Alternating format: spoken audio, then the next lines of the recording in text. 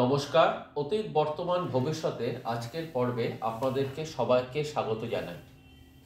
ইতিহাস মাঝে মাঝে এমন গল্প রচনা করে যা কোনো থ্রিলারের চেয়ে কম নয়, যেখানে প্রেম, ক্ষমতা, গুপ্তচর বৃত্তি, আন্তর্জাতিক রাজনীতি এবং এক নীরব ভারতীয় গুপ্তচরের মস্তিষ্ক মিলেমিশে তৈরি করেছে এক বিস্ময়কর গাথা। আজ আমরা বলবো সিকিমের গল্প, যেখানে এক রাজপুত্র হারিয়েছিলেন নিজের বিচার বুদ্ধি, এক বিদেশিনী সুন্দরী হয়ে উঠেছিল এক স্পাই কুইন, আর একজন ভারতীয় গোয়েন্দার অদ্ভুত নীরবতায় বদলে দিয়েছিলেন ইতিহাসের পথ। এই ডকুমেন্টারি আপনাকে নিয়ে যাবে 1700 শতকের রাজতন্ত্র থেকে 1975 সালের বিপ্লব পর্যন্ত, সিকিমের রাজকীয় অন্দরমহল থেকে যুক্তরাষ্ট্রের গোয়েন্দা সংস্থার ছায়ায় শীতল স্পর্শ পর্যন্ত, আর দেখাবে কিভাবে একটি প্রেম কাহিনী প্রায় একটি দেশের মানচিত্রই বদলে দিচ্ছিল। সালটা ছিল 1642। তিব্বতী বৌদ্ধ ঐতিহ্য আর হিমালয়ের আধ্যাত্মিক শক্তি একত্রিত হয়ে জন্ম নিল চৌগিয়াল ডাইনেস্টি।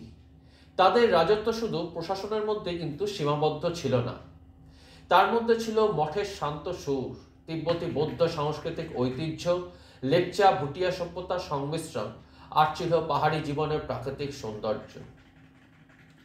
সিকিম ছিল ছোট কিন্তু অত্যন্ত স্ট্র্যাটেজিক। উত্তরে তিব্বত, সেই তিব্বত তখন ছিল চীনের নজরে, পূর্বে ভুটান, পশ্চিমে নেপাল এবং দক্ষিণে ভারতবর্ষ। এক ভূ রাজনৈতিক চাপের কাজঘরে আবদ্ধ এক রাজ্য।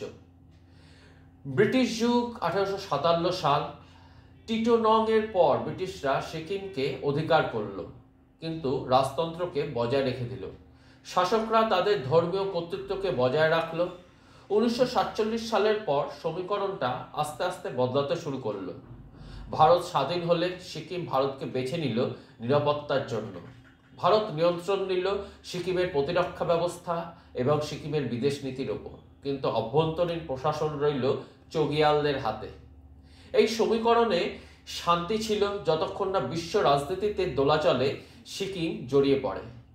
চৌগিয়াল পরিবারের ভেতরে এক বিপর্যয় নেমে আসলো। পালদেন থন্ডুপ নামগিয়ালের প্রথম স্ত্রী কুমারী জিগমে দোলমার মৃত্যুর পর রাজবাড়ি মানসিকভাবে শূন্য হয়ে পড়ে। এই শূন্যতায় ভবিষ্যতের এক চক্রব্যূহের জন্ম দেয়, যা বদলে দেবে সিকিমের মানচিত্র। যুবরাজ ও আমেরিকান সুন্দরীর সাক্ষাৎ। 1963 সাল, পালদেন থন্ডুপ নামগিয়াল ভ্রমণে নিউ ইয়র্কে গেলেন। সেখানে দেখা হলো এক অপরূপ সুন্দরী তরুণীর সাথে। তার নাম ছিল hope cook. Hope cook new ইয়র্কের একটি এলিট সমাজের সদস্য ছিলেন। শুধু তাই নয়, হোপ কুক ছিলেন একজন ইতিহাসবিদ। তার ছিল মনোমুগ্ধকারী সৌন্দর্য এবং হোপ কুক সাংস্কৃতিক কূটনীতিতে অত্যন্ত দক্ষ ছিলেন। তার এক রহস্যময় দিকও ছিল। তিনি যুক্তরাষ্ট্রের গোয়েন্দা সংস্থা সিআইএর সাথে ঘনিষ্ঠতা নিয়ে বহু গোপন কাজ করতেন, এমনই গুঞ্জন। এই প্রেম কেবল প্রেমই ছিল না। হোপ কুক অন্যদের মতো রানীর পদকামিনী ছিলেন না।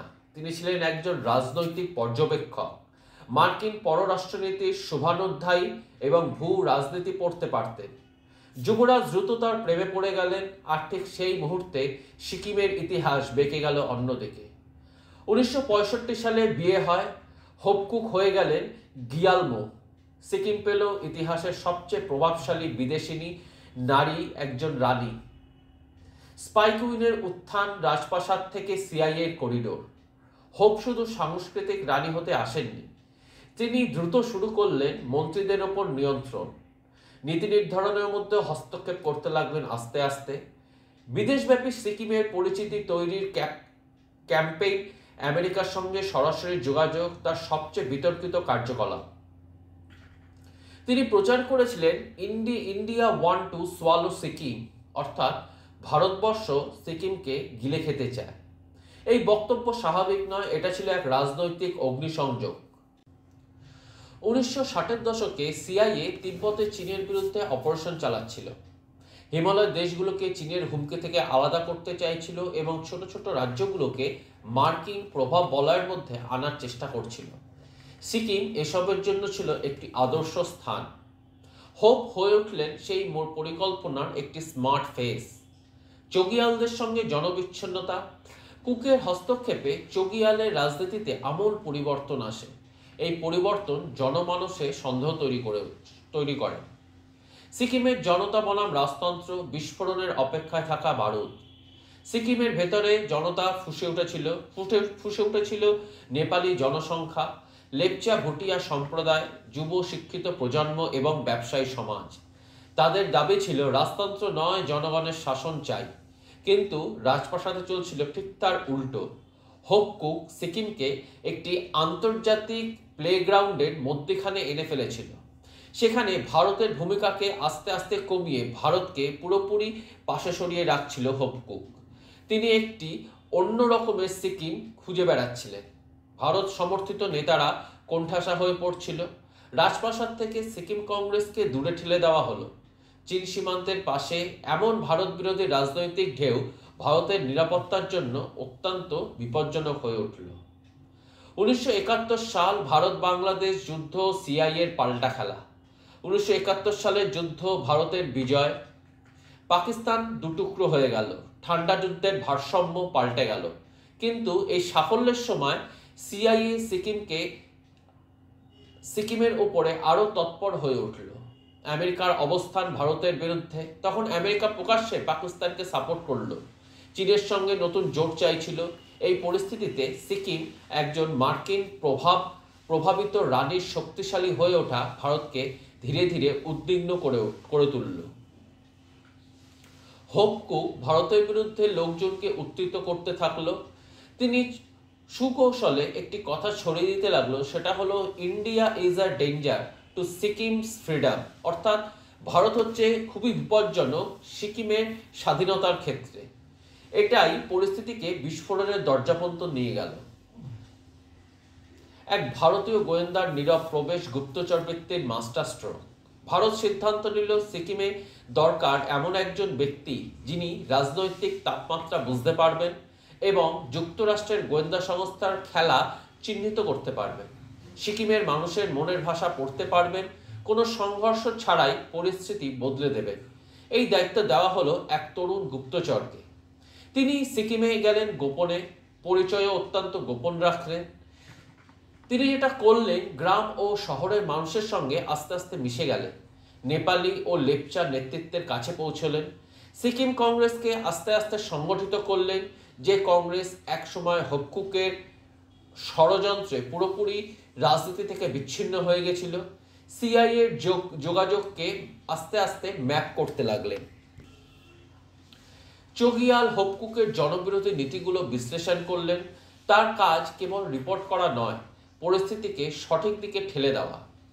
এই ভারতীয় গুপ্তচরের স্টাইল ছিল কোনো অস্ত্র নয়, কেবল মানুষের মন বোঝা।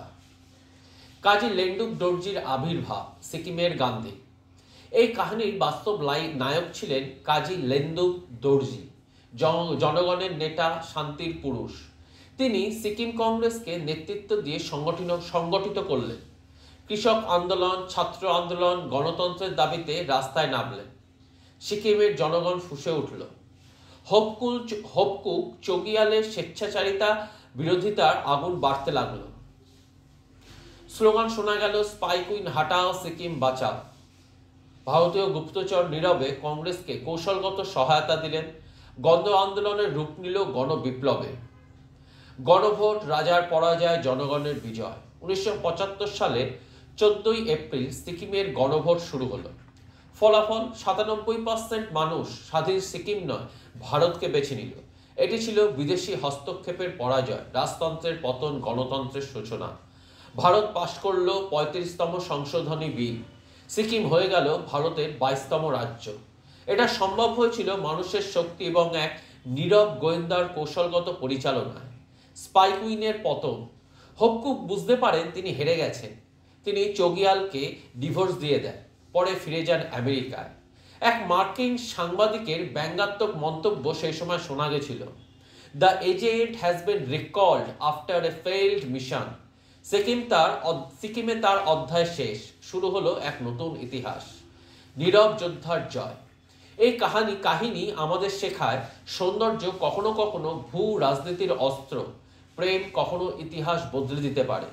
বড় শক্তি ছোট রাষ্ট্রকে ব্যবহার করতে পারে, অথচ একজন নীরব মানুষ সব বদলে দিতে পারে। এই নীরব যোদ্ধা বা এই ভারতীয় গোয়েন্দার পরিচয় হলো তিনি বর্তমান ভারতবর্ষের এনএসএ অজিত দোভাল। অজিত দোভাল কোনো গোলাগুলি ছোড়েননি, তিনি শুধুই পরিস্থিতিকে নাড়িয়ে দিয়েছিলেন এবং ইতিহাসকে সঠিক পথে ঠেলে দিয়েছিলেন। সিকিম আজ ভারতের এক শান্তিপূর্ণ সমৃদ্ধ রাজ্য। এই ঐতিহাসিক সিদ্ধান্তের ফলেই কিন্তু সিকিম আজকে ভারতবর্ষের মধ্যে অন্তর্ভুক্ত হয়েছে। নীরব অভিযান, দৃশ্যমান বিজয়, এটা অজিত দোভালেরই সিগনেচার। নমস্কার।